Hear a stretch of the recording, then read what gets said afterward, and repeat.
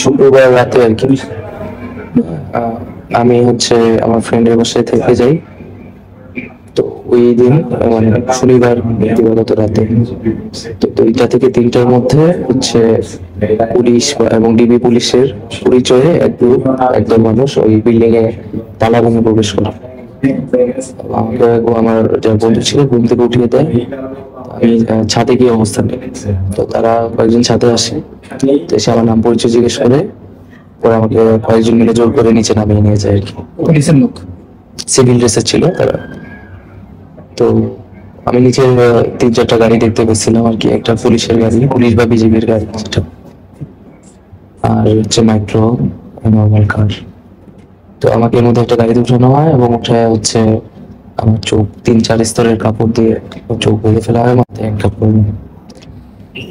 এবং 30 থেকে 40 মিনিটের মতো গাড়িটা চলছিল এবং পরে গাড়ি থেকে নামায় আমাকে একটা রুমে নেওয়া হইলো আর কি। এবং পুরো সময় আমার চোখ বাঁধা ছিল এবং হচ্ছে কিছু প্রাথমিক জিজ্ঞাসাবাদ শুরু করলো আন্দোলন সম্পর্কিত। আন্দোলন কিভাবে হচ্ছে, কেন করছি, বা এত প্রাণহানির পরে আমরা কর্মসূচি কেন করতে যাচ্ছি, এর উদ্দেশ্য কি। তো আমি যেসব উত্তর দিচ্ছিলাম তারা এটাতে সন্তুষ্ট হচ্ছিল না এবং একটা পর্যায়ে হচ্ছে তারা আমাকে ফিজিক্যালি মেন্টালি টর্চার অ্যাসল্ট করা শুরু করে এবং লোহার হয়তো কিছু একটা দিয়ে মারতেও শুরু করে দাঁড় করিয়ে। তারপরে একটা পর্যায়ে আমি সেন্সলেস হয়ে যাই এবং বাকি এরপরে আমার কোনো মেমোরি সেখানে নাই। তো এরপরে আমি হচ্ছে আজকে ভোর 4টা থেকে 5টার সময়, এই সময়টায় আমি পূর্বাঞ্চল এলাকার জলসিঁড়ি বা ওই সাইডটায় আমি একটা ব্রিজের নিচে পাশে আমি নিজের সেন্স ফিরে পাই আর কি। তো ওখান থেকে পরে আমি সাইনবোর্ড থেকে বুঝলাম এটা ওই এলাকা পূর্বাঞ্চল এলাকা এবং শেখ হাসিনা সরণি একটা রাস্তাতে কিছু দূর আগে আমি একটা সিএনজি নিয়ে আমার বাসায় চলে আসি। 24 ঘন্টার মতো আর কি আমি সেখানে ছিলাম এবং এর মধ্যে আমার পরিবার ডিবি অফিস এবং সিআইডি অফিস এবং বিভিন্ন থানার রাজধানীর খোঁজ নিয়েছেন, বাট কেউই স্বীকার করে নাই যে আমাকে গ্রেফতার করা হয়েছে কিনা, এবং স্বীকার করতে আসেনি।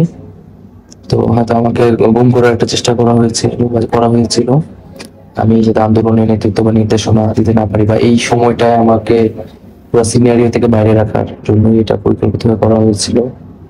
রাষ্ট্রীয় কোনো বাহিনী করেছিল আমার কাছে মনে হচ্ছে।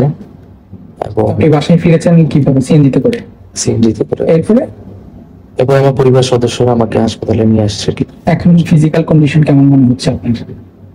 আমার ওই জায়গাগুলোতে ব্যথা আছে, আমার রক্ত এখনো জমাট হয়ে আছে, এটা হয়তো একটু সময় লাগবে ঠিক হইতে। কটার দিকে এসেছেন হাসপাতালে? 12টার দিকে। মেন্টালিও আমার একটা ধরনের ট্রমার ভিতরে আমি আছি এবং হচ্ছে পরবর্তীতে হয়তো নানামুখী চাপের কারণে তারা আমাকে ছেড়ে দিয়েছে।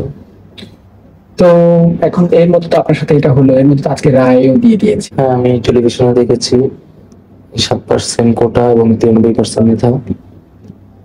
এটা আমার কাছে এখন স্পষ্ট, এটা আসলে কোন গ্রেড পর্যন্ত আমি ইনফরমেশনটা পাইনি।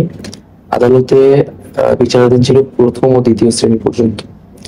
তো আমাদের দাবিটা ছিল সকল গ্রেডে 20তম গ্রেড পর্যন্তই, এবং এটা হচ্ছে আমরা বলেছিলাম নির্বাহী বিভাগ এবং পরবর্তীতে আইন বিভাগের কথা বলেছিলাম এটা চূড়ান্ত করার জন্য। আদালতের জায়গা থেকে আদালত একটা রূপরেখা দিয়েছে, সুপারিশ সাজেশন দিয়েছে। সরকারের কাছে প্রচুর দেখতে এটা সরকারের কোটাটা বাড়াবে বা কমাবে কিনা। তো সরকারের জায়গা থেকে এখনো যদি পরিপত্র না আসা পর্যন্ত আমরা আস্থা রাখতে পারছি না। টিভিতে দেখেছি মঙ্গলবারের মধ্যে এটা হয়তো একটা পরিপত্র সরকার জারি করবে। তো সেটা যদি সকল গ্রেডে হয় তাহলে এই সিদ্ধান্তটাকে আমি ইতিবাচক মনে করি। তবে সরকার অনেক জল খোলা করে, অনেক দায়িত্বহীন আচরণ করে, অনেক ক্ষয়ক্ষতি এবং রক্তাক্ত পরিস্থিতির পরে এই সিদ্ধান্তটা বা আদালতও এই সিদ্ধান্তটা এসে পৌঁছেছে সময় অনেক দেরি করে। এর ফলে আসলে অনেক হতাহতের ঘটনা ঘটেছে, শিক্ষার্থী এবং নাগরিক জীবনে, আমাদের জাতীয় জীবনে অনেক ক্ষতি হচ্ছে। তো সরকারের দায়িত্বহীন আচরণ এবং সরকারি ব্যক্তিবর্গের বিতর্কিত এবং উস্কানিমূলক বক্তব্যের কারণে এই পরিস্থিতি তৈরি হয়েছে, যার সুযোগ নানান পক্ষ নিয়েছে। তারপর আমরা এটাকে ইতিবাচক, যদি সিদ্ধান্তটা কোটা সংস্কারটা হয় এটাকে আমরা ইতিবাচক মনে করি, এবং পাশাপাশি আমাদের যে এখন বর্তমান পরিস্থিতি সেই প্রেক্ষিতে যে সমস্যাগুলো আছে, আমাদের ক্যাম্পাস বন্ধ, আইন শৃঙ্খলা বাহিনী বা সেনাবাহিনী এখনো রাস্তায়, নাগরিক নিরাপত্তা নেই, আমাদের সমন্বয়কদের নিরাপত্তা নেই, এবং আমাদের যে হত্যাগুলো হয়েছে এগুলোর বিচার, যারা ছাত্রলীগ হামলা করেছে তাদের বিচার, ভিসি ভোক্তদের ব্যর্থতা, এই সার্বিক বিষয়গুলো বিবেচনা করে আমাদের নাগরিক জীবন এবং আমাদের ক্যাম্পাসে শিক্ষার পরিবেশ ফিরিয়ে আনতে দ্রুত পদক্ষেপ নেওয়া উচিত।